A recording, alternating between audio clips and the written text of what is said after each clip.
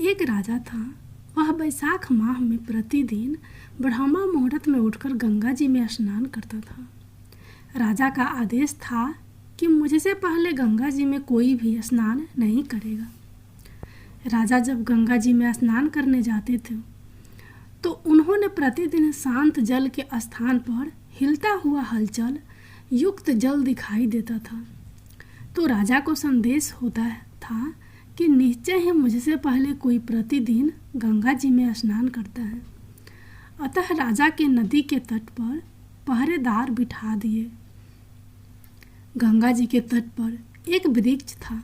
उस पर एक बंदरिया रहती थी। वह प्रतिदिन राजा के स्नान करने से पहले स्नान करके वृक्ष पर चढ़कर बैठ जाती थी। इस प्रकार होते होते पूरा बैसाख माह व्यतीत हो गया, किंतु अंतिम दिन राजा के सिपाही ने देख लिया और उस बंदरिया को पकड़कर राजा के पास ले गए और कहा कि यह बंदरिया आपसे पूर्व प्रतिदिन गंगा जी में स्नान करती है। उधर राजा की प्रतिज्ञा थी कि यदि कोई भी स्त्री मुझसे पहले स्नान करती होगी तो मैं उससे विवाह कर लूँगा। इसलिए राजा को बांदरी के साथ विवाह करना ही पड़ा। बैसाख स्नान के पुण्य से बंदरी के गर्भ ठहर गया। 9 मास पूर्ण होने पर बंदरी ने राजा से पूछा कि शिशु जन्म के समय मुझे क्या करना चाहिए। तब राजा ने महल में एक घंटी लगवा दी और बंदरी से कहा कि जब तुम्हें दर्द हो तो उसे बजा देना, मैं संपूर्ण प्रबंध कर दूंगा। राजा की अन्य रानियां भी थी। उनकी कोई संतान नहीं थी। बंदरी को गर्भ है यह समाचार जानकर अन्य रानियां मन ही मन बंदरी से ईर्ष्या करने लगी और भावी संतान का नाश करने हेतु विभिन्न योजनाएं बनाने लगी। घंटी लगी देखकर एक रानी ने बंदरी से इसका कारण पूछा। बंदर ने संपूर्ण वृत्तांत बता दिया। रानी ने बहकाया कि एक बार घंटी बजाकर तो देख ले कि राजा आते हैं या नहीं।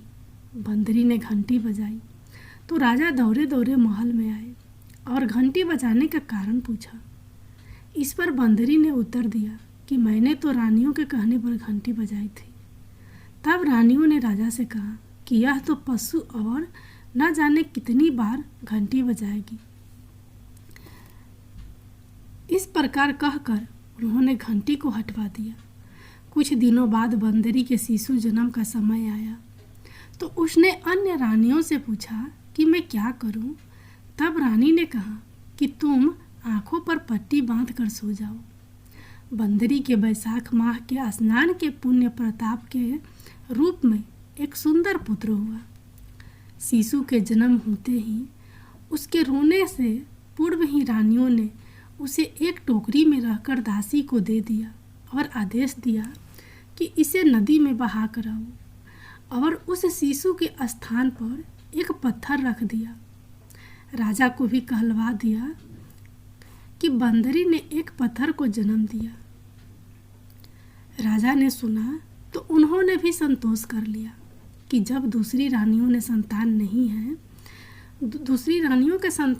है तो यह तो बंदरी है, इसके क्या संतान होगी। उधर दासी ने उस सुंदर शिशु को नदी में न बहाकर कुम्हार के खंडद में रख दिया।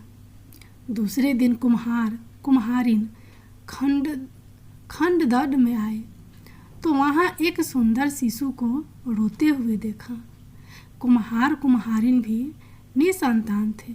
उन्होंने उस शिशु को अपने लिए भेजी गई भगवान की भेंट माना और बड़े प्रेम से शिशु का पालन पोषण करने लगे।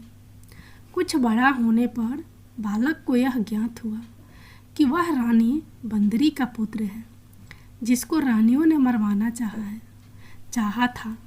एक दिन वह बालक कुम्हार के बनाए हुए मिट्टी के हाथी घोड़े लेकर पनघट पर जा बेटा और दासियों को देखकर कहने लगा कि आओ रे मेरे मिट्टी के हाथी घोड़े, पानी पियो।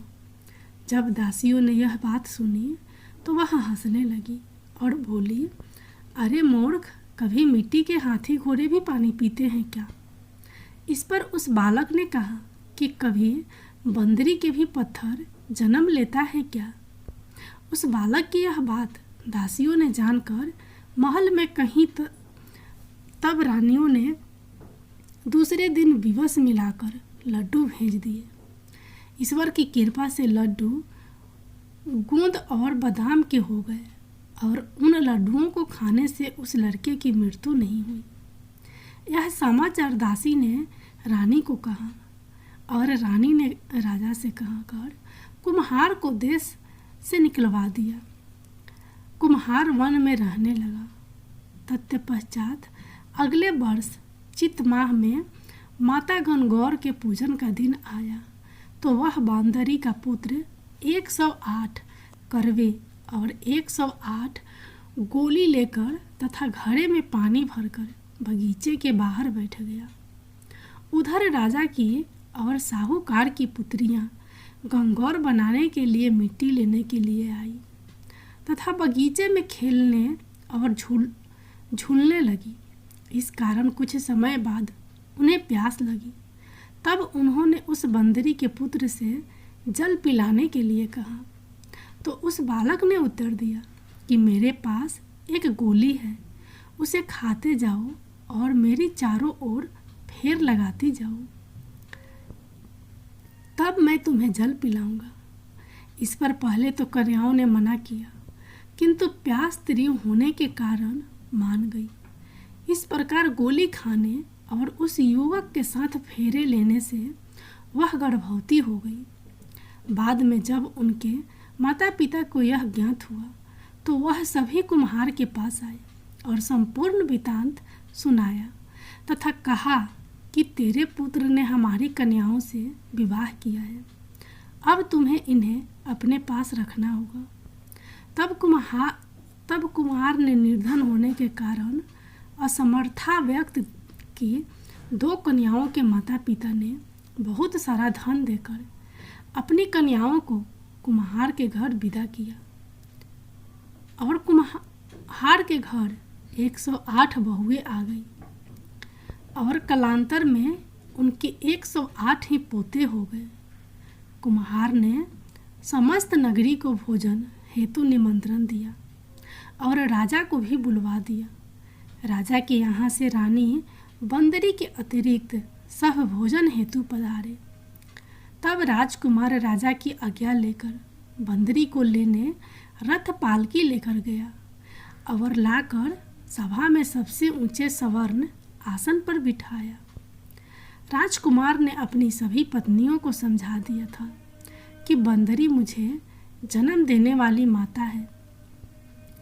एक एक बहू रानी बंदरी के चरण स्पर्श करती गई और एक एक सोने का सिक्का और पोते की गोद में देती गई। जब राजा और अन्य रानियों ने यह सब देखा तो कुम्हार के पुत्र से इसका कारण पूछा।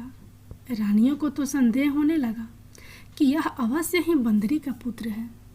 इसलिए रानी और रूठ कर राजा को कहने लगी कि कुम्हार के पुत्र ने हमारा अपमान किया है और बंदरी का सम्मान किया है, अतः हम लौट कर जा रही हैं। इधर राजा को पुत्र के जन्म का संपूर्ण रहस्य ज्ञात हो गया था, इसलिए उन्होंने रानियों को देश से निकला दिया और अपनी सभी पुत्र वधू एवं पुत्रों को लेकर महल में आया। राजकुमार का राज तिलक हुआ। कुम्हार कुम्हारिन को राजकुमार ने महल में रहने के लिए निवेदन किया, किंतु वह नहीं माने। तब राजा ने उन्हें ढेर सारा धन दिया। वैशाख स्नान का इतना महत्व है तो सबको वैशाख स्नान करना चाहिए। बंदरी ने वैशाख स्नान किया तो उसे राजा का राज्य, पुत्र, बहुएं आदि प्राप्त हुई है।